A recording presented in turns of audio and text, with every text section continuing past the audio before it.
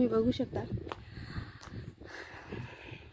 एका बाजूला 16 फुटी पत्रे आणि एका बाजूला 18 फुटी, कारण 18 फुटी पत्र्यानं पाणी लागत नाही आणि जी नेट आपल्याला पाणी आणि उन्हासाठी लावावं लागते ती लावण्याची गरज येत नाही जास्त, तर उन्हामुळेच लावावं लागते, पाऊस तर सहसा जातच नाही। त्यामुळे एका साईडला 18 फुटी पत्रे आणि आता एक साईडचे तुम्ही बघू शकता 18 फुटी पत्रे राहिलेले आहेत आणि ही वरची टोपी, आणि मग कोबा वगैरे करतील आणि त्यानंतर नाही त्याच्या आधी जाळीचं काम होईल आणि नंतर मग कोबा वगैरे राहील। हा 200 फूट लांबीचा शेड आहे आणि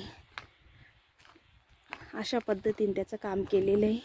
वरून नट टाकलेले, जे त्यांना काय म्हणतात ते काही माहीत नाही मला, पण तुम्हाला माझ्या भाषेत सांगते, नट बोल्ट टाकलेले, कारण कड्या खूपच महाग पण जात होत्या आणि जास्तीत जास्त आत्ताच्या बांधकामासाठी कड्याच वापरता येते। त्याच्यामुळे कार माझ्या बंधू आणि भगिनीनो, मी आलेली आहे आपल्या पोल्ट्री फार्मकडे, कारण रात्री पत्र्यांचं काम झालेलं आहे, दिवसा खूप ऊन लागतं, त्यामुळे त्या माणसांनी रात्री शेडचं काम केलेलं आहे, इथून बघू शकता।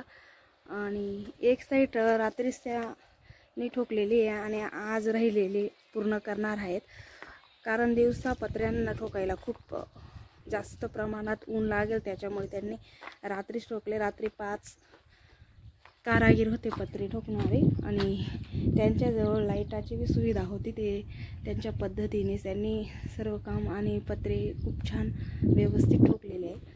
आणि पोल्ट्रीचं 80-90% काम झालेलं आहे। आता आज राहिलेले एक साईडचे पत्रे ठोकून आणि कोबा वगैरेची सुरुवात होईल, तर तुम्हाला बॅक कॅमेऱ्याने दाखवते पत्रे कशा पद्धतीने ठोकलेले आहे ते।